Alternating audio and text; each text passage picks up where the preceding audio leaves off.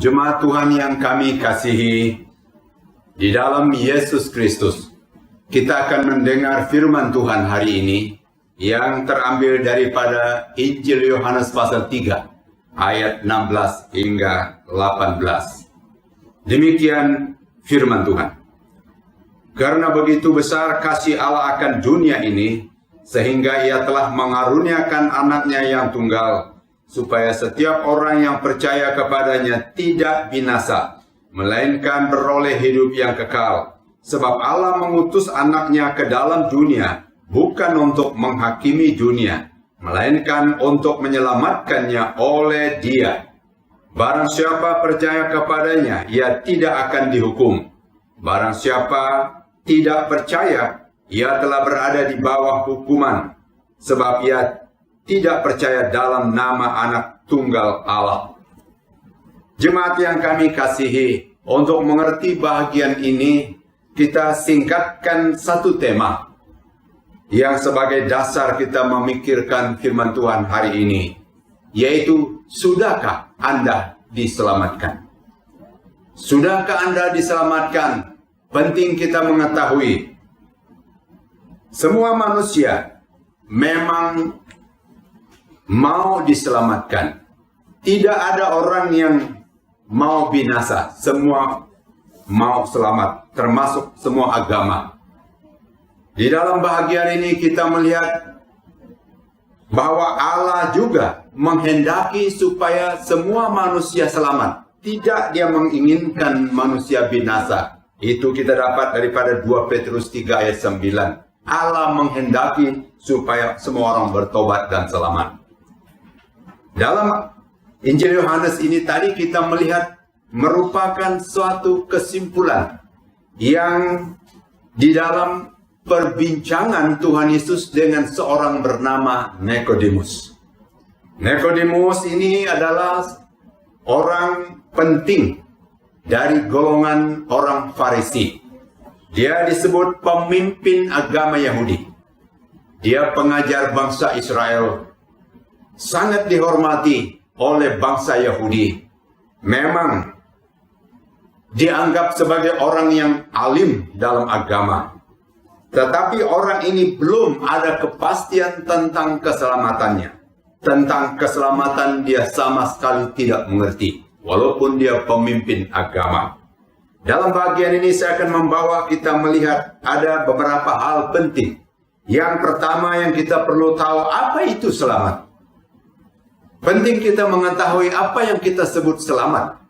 Kalau berdasarkan firman Tuhan, selamat di sini artinya terlepas dari hukuman Allah yang akan datang pada akhir hidup ini. Yang kedua adalah bebas dari hukuman dosa manusia. Sebab berdasarkan Roma 3 ayat 23, semua manusia telah berdosa. Setiap yang lahir dalam dunia ini memang sudah berada dalam dosa dan akan sebentar dihukum. Jauh lepas daripada kemuliaan Allah. Tidak ada jalan untuk selamat. Itu artinya selamat ini bebas dari hukuman dosa. Yang kedua yang kita perlu tahu di sini, bagaimana caranya kita diselamatkan? Tentu ada caranya, karena firman Tuhan memberi kepada kita yang kita baca. Bagaimana caranya diselamatkan? Yang pertama kita perlu tahu di sini adalah Allah sangat mengasihi manusia yang akan binasa ini. Itu sebabnya Allah mengutus anaknya untuk datang ke dunia ini supaya menyelamatkan manusia itu. Dengan sebab itu, betapa pentingnya kita mengerti bahwa Allah berinisiatif untuk datang menyelamatkan manusia. Pada zaman dulu, dalam perjanjian lama kita melihat zaman Nuh. Allah ingin menyelamatkan manusia yang memang bertambah dengan kejahatan waktu itu. Suruh Nuh membuat batra supaya orang masuk batra untuk diselamatkan. Dengan sebab itu, siapa yang masuk batra itu selamat. Semua orang yang di luarnya binasa. Pada zaman perjalanan bangsa Israel dipimpin oleh Musa. Pada masa itu mereka sudah menyembah dewa Lalu ada kematian menimpa Bani Israel. Lalu Tuhan suruh Musa mengangkat ular tembaga. Barang siapa memandang kepada ular tembaga itu akan selamat. Yang tidak memandang kepada ular tembaga akan binasa, mati binasa. Zaman kita hari ini, Tuhan menyelamatkan kita melalui Yesus Kristus sesuai dengan Kisah Para Rasul 4 ayat 12. Sebab di bawah kolong langit ini tidak ada nama lain di dalamnya kita selamat. Maksudnya hanya di dalam Yesus kita selamat. Zaman sekarang hanya Yesus jalan yang menyelamatkan. Ini penting kita tahu. Manusia harus percaya kepada Yesus Juru Selamat. Apabila para misionari, para rasul itu berkhotbah, waktu ketua penjara di Filipi heran akan mujizat Tuhan menggoncang penjara. Dia katakan, apa yang patut kami perbuat? Jawab para hamba Tuhan itu, percayalah, maka kamu akan selamat, kamu dan seisi rumahmu. Itu kita dapat dalam Kisah Rasul 16:31. Sama sebutannya dengan yang Yesus sebut dengan Nikodemus. Allah mengutus anaknya ke dalam dunia, supaya barang siapa percaya kepadanya tidak binasa, melainkan beroleh hidup yang kekal. Kita perlu tahu juga, manusia harus menerima Yesus menjadi juru selamat. Percaya dan menerima ini penting. Yohanes pasal 1 ayat 12 mengatakan, setiap orang yang menerima Dia diberi kuasa menjadi anak Allah.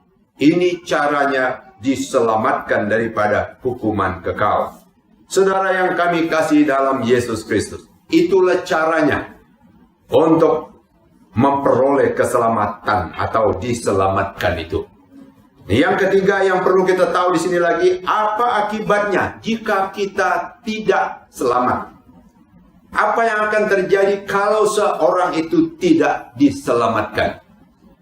Firman Tuhan yang kita baca mengatakan bahwa akan binasa.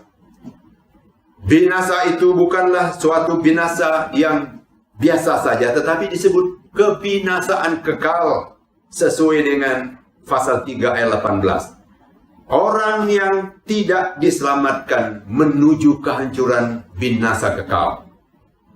Ayat kalimat berikutnya kita lihat, sudah berada di bawah hukuman. Ayat 18 pasal 3 itu. Kalau seorang tidak percaya, artinya dia menolak Yesus Juru Selamat. Dikatakan dia sudah berada di bawah hukuman. Kalau dia sudah berada di bawah hukuman berarti tunggu waktu saja lagi. Apakah semua kita mengerti?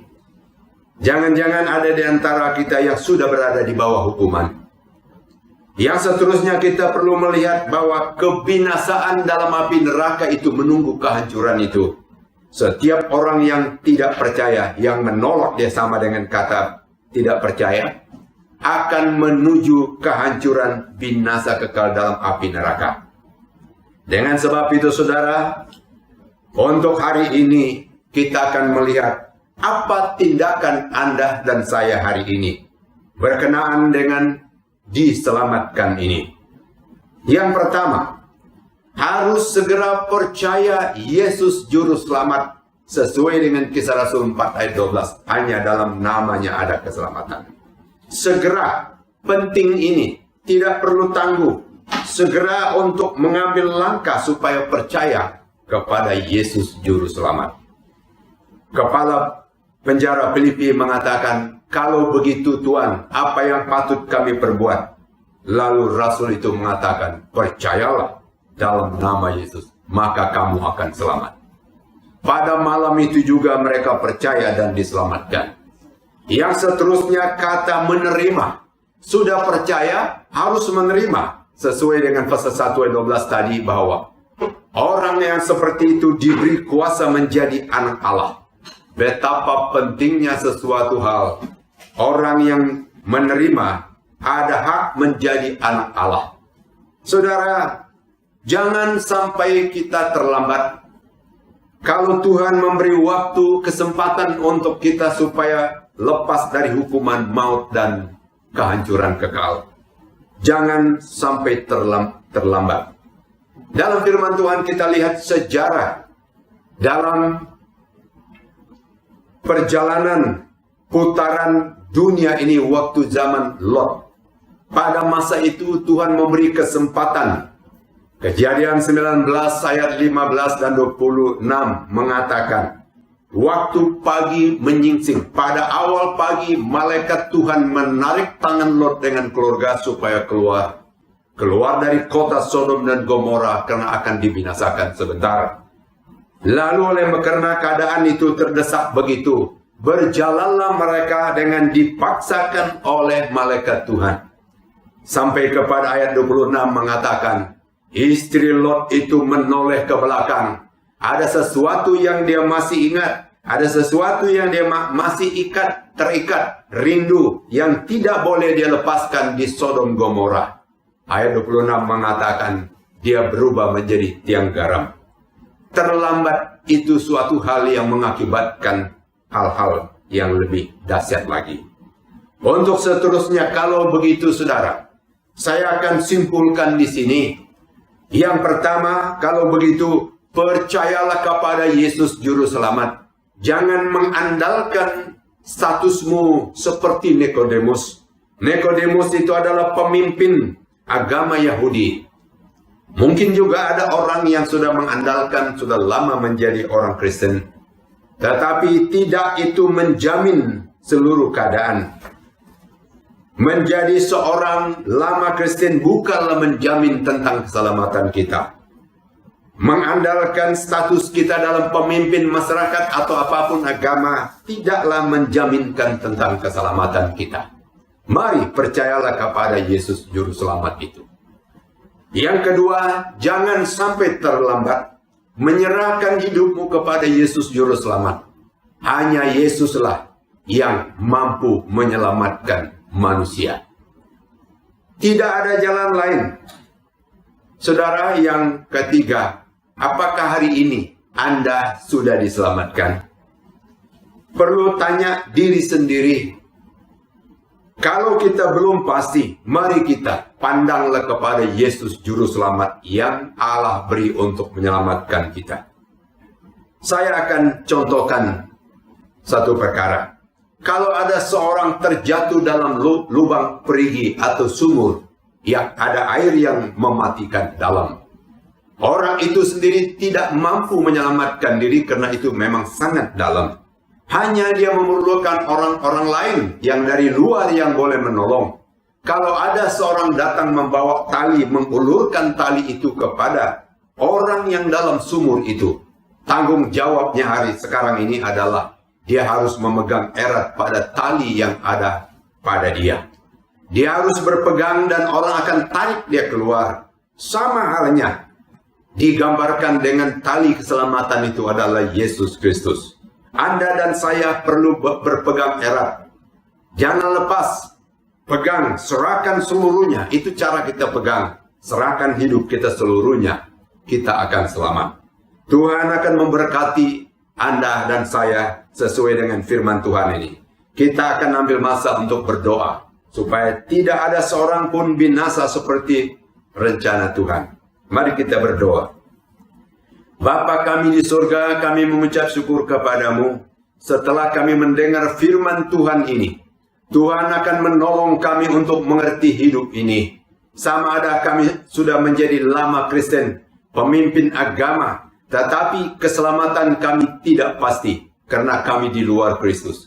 Hari ini Tuhan beri kesadaran bagi kami bahwa hanya di dalam Yesus saja ada keselamatan. Hanya Yesus mampu menyelamatkan kami sebagai hidup di dalam rohani kami kembali. Melepaskan kami daripada hukuman dosa kami. Tuhan, hari ini jangan seorang pun tertinggal dan tidak diselamatkan. Kami rindu supaya semua orang diselamatkan karena menyerahkan hidup kepada Tuhan. Terima kasih Tuhan, Engkau mendengar doa kami. Di dalam nama Yesus kami berdoa. Amin. Oke, terima kasih.